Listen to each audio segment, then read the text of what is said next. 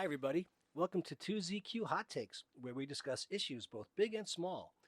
I am your host, the very handsome Tim Kirk, and today I'll be talking about the devil and Mr. Tim. Before I go any further, I have to say that as far as spirituality is concerned, I consider myself a skeptical agnostic. I believe there is an incredible intelligence to the universe, as evidenced by scientific learning, i.e., God is in the math.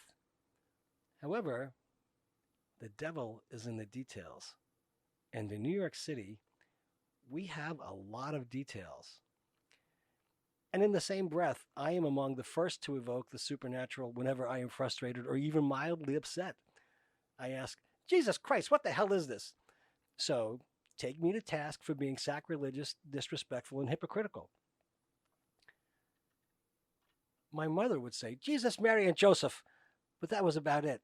My mom was a devout Catholic, and I never recall her once uttering anything more profane than the word ass. And she would never say that in relation to Jesus, Mary, or Joseph.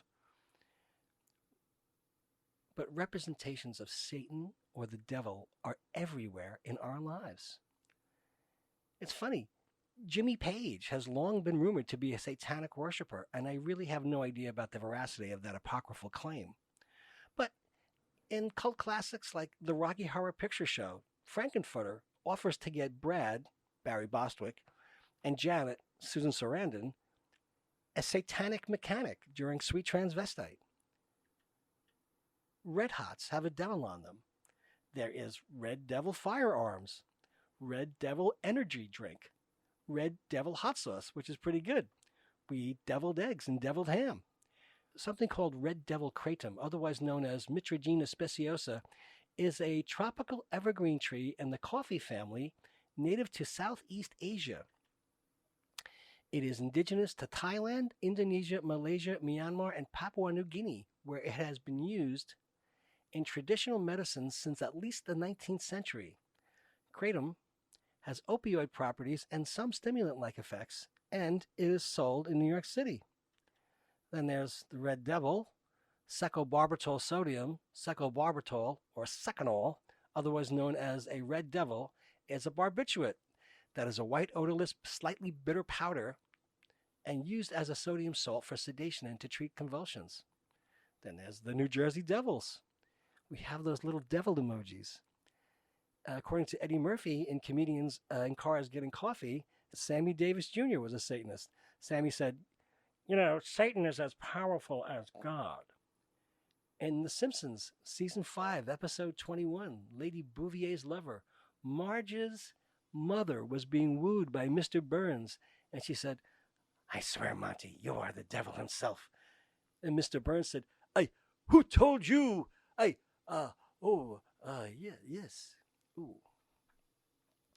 There is a fellow named Mitch Horowitz, author of Occult America, White House Seances, Ouija Circles, Masons, and the Secret Mystic History of Our Nation. He also leads Occult New York walking tours, which visits sites of the spiritual avant-garde movement that ultimately swept the nation in the early 19th century. So it is all over the place and has a lot of diverse strands. Occult shops of all kinds are all over New York City. Enchantments, Magical Child, etc. New Age places like Rockstar Crystals in New York City. And in many of these places, you can purchase crystals, talismans, candles with pentagrams, powders, Lucky Charms. They're magically delicious. All over the place. There are pentagrams graffiti tagged everywhere. And once you notice, you say, oh. And then you can't stop seeing them. Ooh. There is even Pentagram Publishing at 250 Park Avenue South.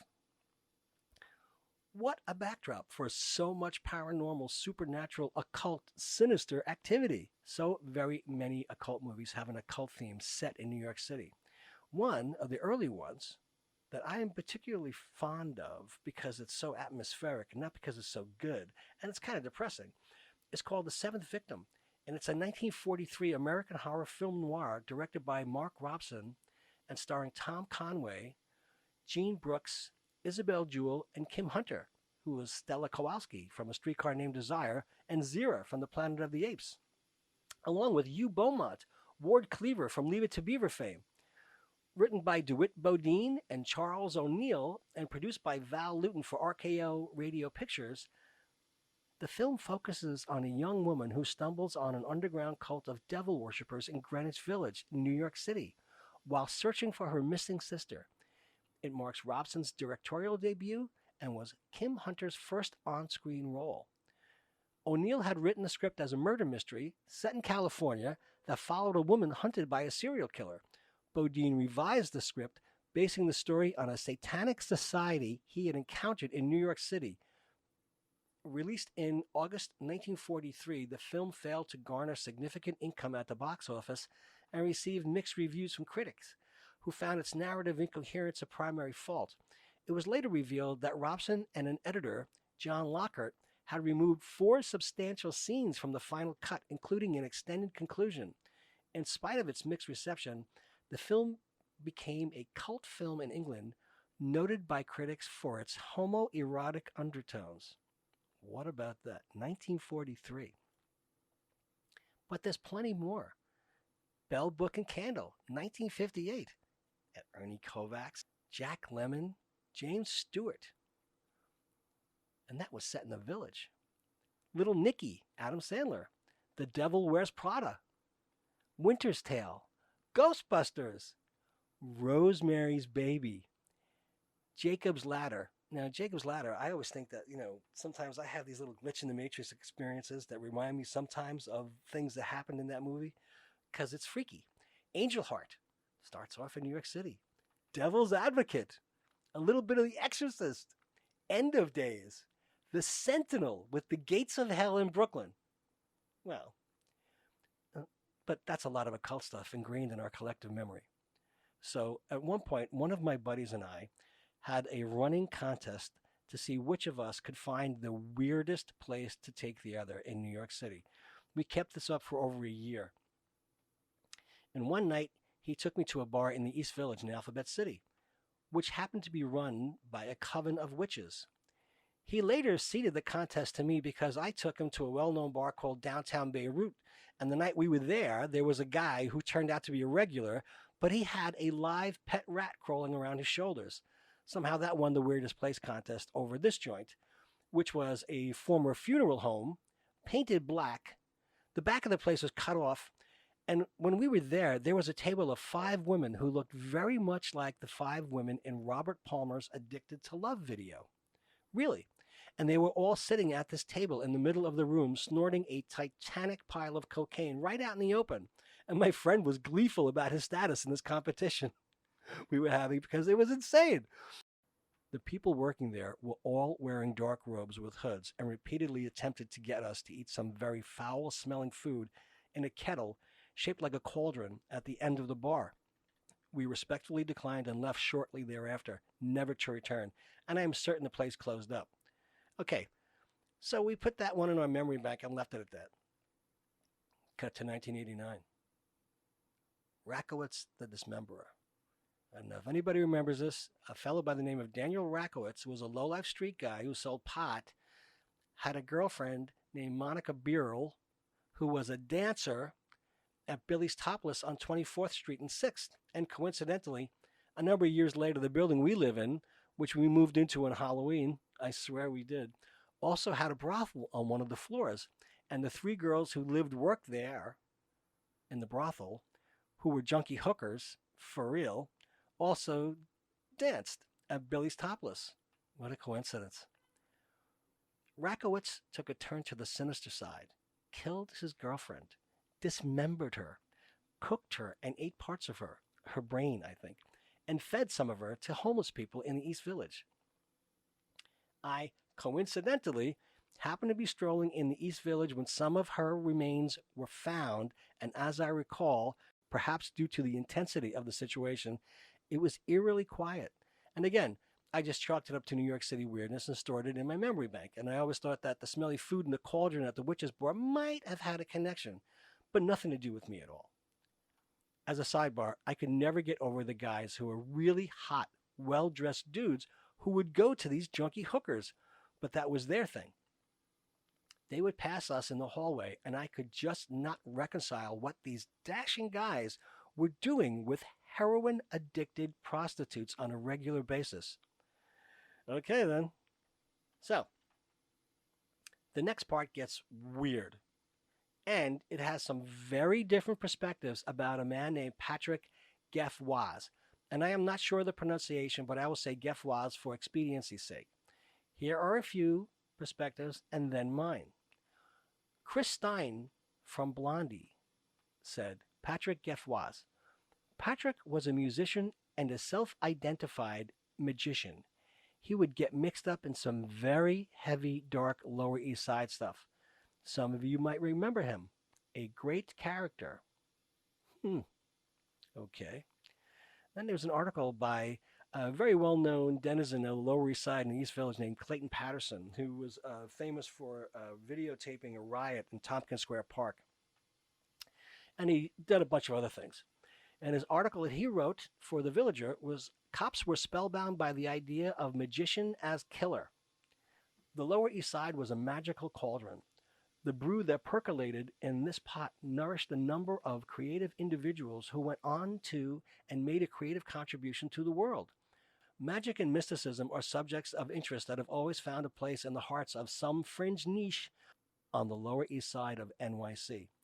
In the late 1980s and early 90s, the local cops and the Manhattan District Attorney were in a sticky situation with the unresolved Monica Beryl murder, a case wrapped up in the insanity and buffoonery around Texas stoner Daniel Rakowitz. There were individuals on both sides of this case who were deep into themes related to the end of the world. In their paranoid minds, a couple of assistant DAs created a mythology heavy in speculative details about a nationwide serial murder conspiracy. Rakowitz, the so-called monster of Tompkins Square Park cannibal, is being led and influenced by his mentor and teacher, the great white satanic cult leader Patrick Gefwaz. Patrick, they believed, had orchestrated and directed the satanic ritual murder and dismemberment of Beryl, Rakowitz's roommate. Just looking at the facts of the case made this bizarre idea hard to follow. The FBI recognized that there was a phenomenon that often happens around unsolved cases. That is, the word Satan will appear. There are still those who hang around in public places and spin tales of the demonic old days. The DA could not have asked for a better-looking, badass, dark-side black magician. Patrick fit the bill perfectly.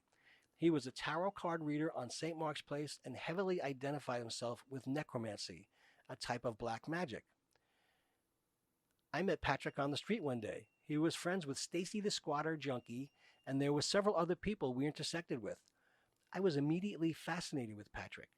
He was a full-fledged magician in more than one department. His mother had been a card reader in Paris. As a young man, he went to India to study Shiva, the god of destruction, but instead met Swami Prabhupada, who brought Krishna consciousness to the Lower East Side and then out to the Western world. Patrick joined the movement and was one of the first devotees to take the books and literature across Denmark, France, Russia, America, and so on. In the movement, he met and joined with Melanie, a woman who was his mate for many years. Eventually, they fell into the malaise of heroin addiction. Heroin spiked with coke ate bold dreams and imaginary perceptions of grandeur. The greatest magician of them all, and why not? Daniel was a believer. But Patrick never hung out with Daniel Rakowitz, so says Patterson. Daniel was invited to Patrick's house a couple of times, so obviously they did. Patrick was a snob. Daniel was too street, too bordering on homeless, too uneducated in the ways of magic. Patrick was a well-read, studied person of the dark arts. Daniel just was. According to Patterson, he has a number of hours of videotape he recorded of Patrick. Daniel was not fascinating. All right. Locally, Gefwaz got his magical props on St. Mark's by reading palms and tarot cards. Both Patrick and Melanie were HIV positive. Melanie got down to around 80 pounds. She died in the hospital, but as one of the only modern miracles I know of, she came back to life. She recovered and once again became an active member of the Krishna movement. Patrick knew he was dying and played up the magic warrior to the max. She and Patrick split. She lived and Patrick died. Patterson goes on to say, I think Patrick honestly scared the crap out of the two ADAs and possibly a couple of cops with his tales of, we are at the end of time. He loved the drama. On the other hand, he absolutely denied having anything to do with Daniel Rakowitz. So he goes on to say, let Patrick die with the dignity of being a super badass. Badass? Not sick fuck? Let the ADAs dwell on the projected evil-inspired insanity. Let the boys in the corner dream about how evil the world really used to be, and Daniel can remain the monster of Tompkins Square Park. Well, that's one perspective. My experience with Patrick was totally distinct and separate from any of this information and or opinions. It was from him reading my tarot cards on St. Mark's Place, and it was a bit more striking and different. I had just lost a job I loved with a great team of people due to the business closure that night, and I was in a melancholy mood, not wanting to go straight home. So, as I had done many times in the past, I walked up through the South Street Seaport, underneath the Brooklyn Bridge, through the Lower East Side, and made my way to the East Village. Was strolling down St. Mark's and happened upon this guy who looked a bit like Peter Cushing. You know, of all the Hammer films with Dracula and Christopher Lee, and he was also Grand Moff Tarkin from Star Wars. But he had lizard eyes and a taut platinum ponytail, and was wearing what appeared to be black velvet on a hot night. And there was not one drop of perspiration on him. He fanned his hands over the cards on the table, and I was intrigued and sat down. It began. He read my tarot cards, and they kept turning up very positive for me. I was a teensy bit suspicious. He kept asking me, "Who sent you?" like Mr. Burns. Him telling me that I am an agent of light and that I need to believe more in myself. And, "Who sent you?" with a French accent. How about that? So this went on until his shield shows up. And she says, "This is all true. I know because I read tarot cards." And then he insists on doing my astrological chart, mysteriously requesting only my date, time of birth, as well as location. Brooklyn! So I put this in a weird place. I'm kind of amused by all this stuff. And 2 weeks go by, and I go to get my chart. Oh, jeez. The building was across the street from handball courts. That I clearly remember. The buzzer, the shared bathroom door, his apartment door all had Satan on them. Satan depicted with cloven hoofs and a spiked tail and a forked tongue. And when I realized this was the button I had to press, I said, "Oh." So I go in. What an idiot. The entire apartment was painted black. The entire place. The walls, and I mean every wall, not a section of one wall, the walls were completely covered in stainless steel knives or daggers or whatever you describe them as. The whole place, from floor to ceiling, mounted with these things, except for 3 framed photos of him performing a black mass, or I assume so because I have never attended one, and a mounted ram's skull on a pike, and a bong. Okay, so now one eye on the door at all times, running through multiple scenarios in my head to defend myself and get out of there.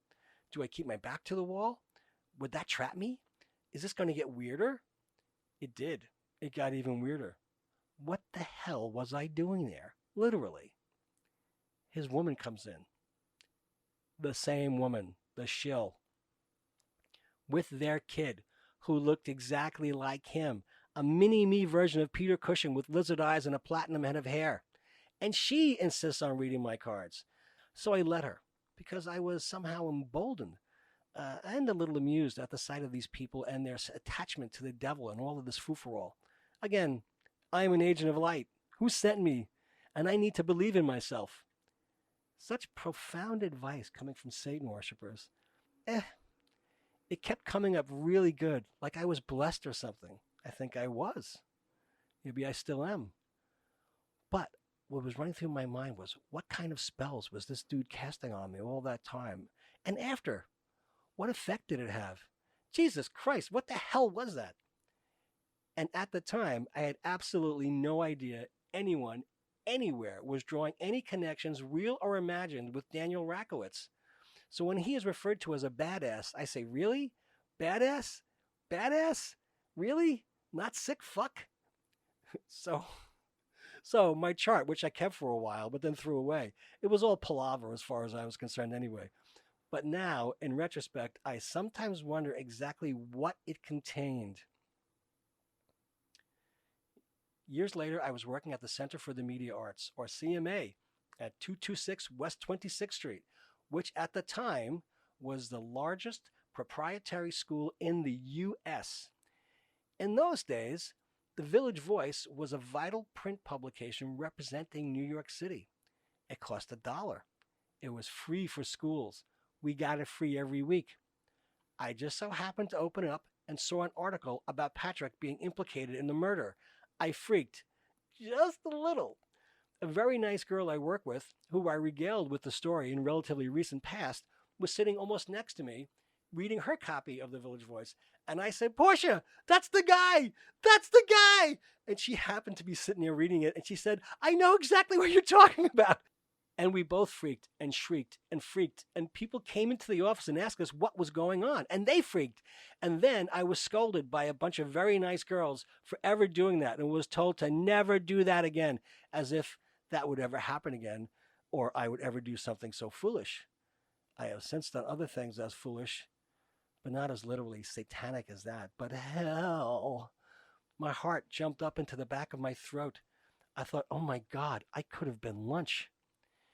Many years later, and I mean many years later, I was with a group of coworkers, and we had dinner at PJ Clark's on the east side, then rode downtown to the East Village to a bar one of the women we worked with was a regular at, and we were going to end the evening there.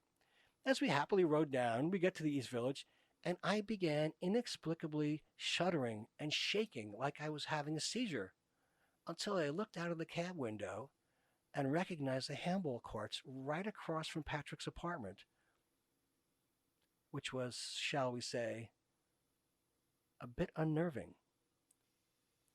Several more years later, I happened to see a photo on the internet of the same guy, Patrick, in the Weekly World News, and it was about him being implicated in the murder, dismemberment, and cannibalism of this girl.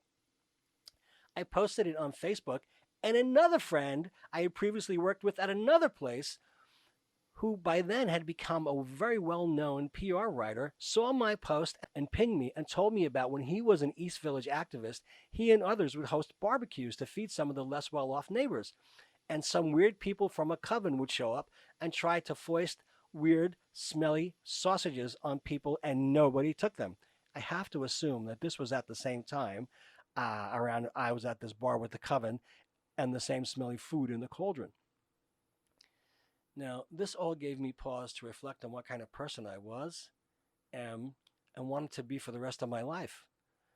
I know I am a very flawed human and have my foibles, but I try to stay away from recognizable evil as much as possible. And then I recalled something. My dad had a very good friend who, like my dad, was a very good man and an honorable fellow attorney. He went to Harvard. His roommate for the entire 4 years he was there, coincidentally, was Jack Lemmon of Bell Book and Candle. He always told me, stay close to your God. In conclusion, if you have faith, keep it. Believe that your faith delivers you from temptation, from evil. Try to say it every day. Even in the smallest examples, sort of like, I think we like it when other people say, God bless you, when you sneeze. As Bill and Ted would say, be excellent to each other. Thanks for listening.